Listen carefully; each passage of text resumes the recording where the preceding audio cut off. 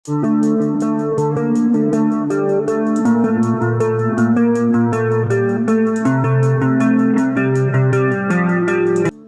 علیکم ناظرین Ertugrul Ghazi season 3 episode number 31 کے آغاز میں اس قسط کے آغاز میں الیار جرگے میں اپنے سردار نہ ہونے پر اپنے قبیلے کو آگاہ کرتا ہے اور خود کو نیا سردار ظاہر کرتا ہے۔ دوسری طرف کمانڈر ویسلوس اورال کو بے گناہ ثابت کرتا ہے، لیکن ارطغرل قاضی سے کہتا ہے کہ نہیں، اس نے ہمارے سپاہیوں کو مارا ہے اور گورنر کو بھی مارا ہے۔ یقیناً آپ کے سامنے کچھ نہ کچھ اور بہت سارے حقائق چھپائے گئے ہیں جس کی بنا پر یہ فیصلہ ہوا ہے۔ اس فیصلے پر دوبارہ نظر ثانی کرو۔ پھر قاضی اس بات پر مان جاتا ہے اور جاتے جاتے الینا ترگت سے بات چیت کرتی ہے۔ اتنے میں کمانڈر ویسلوس دیکھ کر کہتا ہے کہ بچو ان لگڑ بگوں سے۔ پھر ترگت کہتا ہے کہ لگڑ بگڑ تم ہو اور ہم اللہ کے حکم سے شیر ہیں، اور تم لگڑ بگڑ جیسی چالیں چلتے ہو اور ہم اللہ کے حکم سے ان کو ناکام بناتے ہیں۔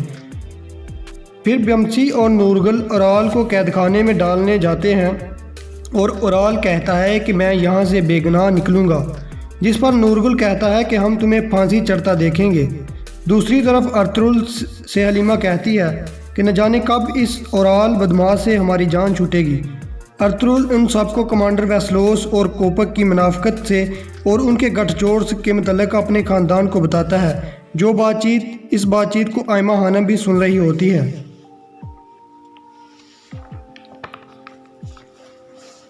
اور کوپک قاضی کے پاس جاتا ہے اور اورال کی سزا معافی کا مطالبہ کرتا ہے۔ قاضی کہتا ہے کہ برائی کا بدلہ برائی ہے اور معافی بھی ہے، یہ سب ارطغرل صاحب پر منحصر ہے۔ دوسری طرف کمانڈر ویسلوس اور الینا قلعے میں پہنچتی ہیں تو ایک تاجر آتا ہے جو اپنا نام استاد الدین بتاتا ہے، جو تجارت کی اجازت مانگتا ہے اور ان کے قلعے کے ارد گرد ایک دکان کھولنا چاہتا ہے، اور اس کی اجازت کی غرض سے وہ الینا کے پاس آتا ہے، لیکن الینا اسے کل پر ٹال دیتی ہے۔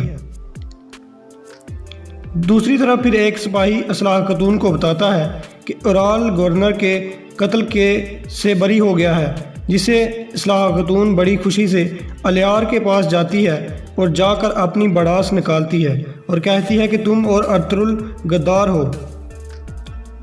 تو دوسری طرف وہ تاجر اور دمرل ترکیبیں سوچ رہے ہوتے ہیں کہ وہ اس کارا چیسر قلعے میں اپنی دکان کیسے کھولیں۔ ادھر باتوہان اورال کی رہائی کے بارے میں غصے میں مر رہا ہوتا ہے اور وہ سوچ رہا ہوتا ہے کہ اس کے بعد کہیں میرا نمبر نہ لگ جائے اور مجھے قید خانے میں گلنے کے لیے چھوڑ نہ دیا جائے۔ کوپک ارطغرل کے پاس آتا ہے اور اسے اورال کی معافی پر زور دیتا ہے اور کہتا ہے کہ ارطغرل، اب بھی تم پہلی بار کی طرح غلط راستے پر ہو، جیسا کہ تم پہلے اصرار کرتے تھے کہ اورال نے گورنر کو قتل کیا ہے، لیکن سچ سامنے ابھر کر آ گیا۔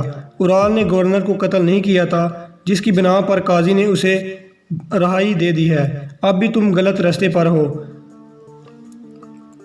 اگر آپ امن چاہتے ہو تو اورال کو رہا کر دو۔ اگر آپ ایسا نہ کرو گے تو بہت سارے قبیلوں میں جنگ چھڑ جائے گی اور یہ دشمنی کا ایک نیا بیج آپ بو رہے ہو۔ لہٰذا اپنے اس فیصلے پر نظر ثانی کرو اور شہید کے گھر والوں سے مطالبہ کرو کہ وہ اورال کو معاف کر دیں، پھر وہ اورال کو رہا کر دیں۔ پھر ارطغرل سوچ میں پڑ جاتا ہے اور اسی سوچ میں اپنی ماں آئمہ خانم سے مشاورت کرتا ہے کہ ہم اورال کو معاف کر دیں، شہید کے گھر والوں کو پوچھ کر، اور اس شرط پر کہ چاودار قبیلے کا سردار الیار بنے گا، نہ کہ اورال۔ ارطغرل کی اس بات پر حلیمہ بہت ہی ناراضگی کا اظہار کرتی ہے۔ وہ کہتی ہے کہ اورال ایک سانپ ہے، اگر آپ اسے پھر زندہ چھوڑ دیں گے پھر وہ ہمارے کنبے کے خلاف ترکیبیں سوچے گا اور ہمیں بہت سارا نقصان پہنچائے گا۔ اور اس بات کو کہتے ہی وہ وہاں سے غصے سے چلی جاتی ہے۔ پھر ارطغرل زلجان کو شہید کے گھر والوں کو خیمے میں آنے کی دعوت دیتا ہے۔ دوسری طرف کوپک اورال کو قید خانے میں ملتا ہے اور کہتا ہے کہ میں تمہیں بچا لوں گا۔ پھر کوپک کہتا ہے کہ مجھے بچاؤ، میں اپنے والد کا بدلہ لینا چاہتا ہوں۔ کوپک کہتا ہے کہ افسوس، اب بھی تم بدلے کا سوچ رہے ہو، کائی قبیلے کے اس قید خانے میں ڈال دیے جاؤ گے۔ پھر کوپک اس کے بچے کے مر جانے کی خبر دیتا ہے، جس پر وہ شدید غم میں آ جاتا ہے اور کہتا ہے کہ میں ضرور قید خانے سے نکلوں گا اور اپنے والد اور اپنے بچے کا بدلہ لوں گا۔ دوسری طرف الیار چرگے میں سب بڑوں کو بلاتا ہے اور ان سے دعاؤں اور حمایت کے لیے کہتا ہے۔ سب اس کی حمایت اور تعریف کرتے ہیں۔ الیار کہتا ہے کہ میں تمام تر قبیلوں سے مل کر ایک جان ہونے کی کوشش کروں گا اور ہم اس طرح سے مضبوط ہو جائیں گے۔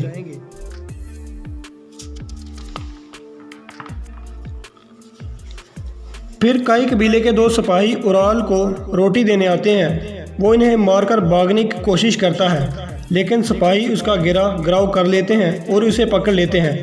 پھر نورگل آتا ہے اور اورال اس سے کہتا ہے کہ میرے ہاتھ کھولو، اور نورگل تم وہ ہو جس کو میں سب سے پہلے ماروں گا، میرے ہاتھ کھولو اور آؤ مقابلہ کرو اور پرانے حساب چکا لو۔ نورگل سپاہیوں کو کہتا ہے کہ اس کے ہاتھ کھول دو۔ پھر نورگل اور اس کے درمیان مقابلہ ہو جاتا ہے۔ نورگل اس کی خوب پٹائی کرتا ہے اور اپنے سپاہیوں کو غصے میں کہتا ہے کہ یہ کتا کیسے بھاگا، اب آئندہ سے اسے پانی بھی مت دینا۔ ارطغرل تمام شہید کے گھر والوں کو بتاتا ہے کہ اگر ہم معاف کر دیں تو امن ہوگا، جیسا کہ ہمارے حضور صلی اللہ علیہ وسلم نے اہل طائف کو معاف کیا۔ اور اس بات پر قبیلے کے وہ شہید کے گھر والے مان جاتے ہیں، لیکن حلیمہ اس بات پر سخت ناراضگی کا اظہار کرتی ہے اور آئمہ خانم اس کو ٹوکتی ہے کہ تم مردوں کے فیصلے پر دخل اندازی دینا کب سے شروع کر دیا ہے۔ پھر حلیمہ پھر وہی غصے سے وہاں سے چلی جاتی ہے۔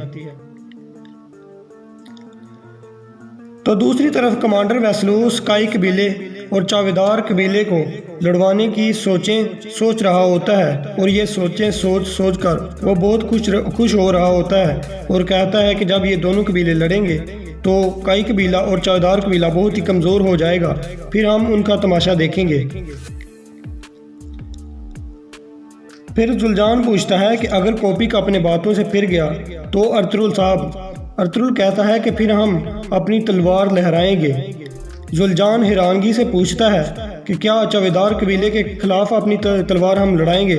کیا ہم چاودار قبیلے کے لوگوں کا خون بہائیں گے؟ کیا ہم ان کے خلاف لڑیں گے؟ تو اس سوال پر ارطغرل کہتا ہے کہ اگر ضرورت پڑی تو ضرور۔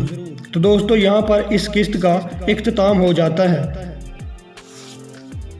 تو دوستو امید کرتے ہیں کہ اس ایپیسوڈ کا ریویو آپ کو پسند آیا ہوگا۔ دوستو بہت ہی محنت کے ساتھ آپ کے لیے یہ ویڈیو بناتے ہیں اور آپ کے ساتھ شیئر کرتے ہیں۔ ویڈیو کو لائک کیجیے اور چینل کو سبسکرائب کرنے کے ساتھ ساتھ کمنٹ سیکشن میں اپنی رائے کا اظہار کیجیے۔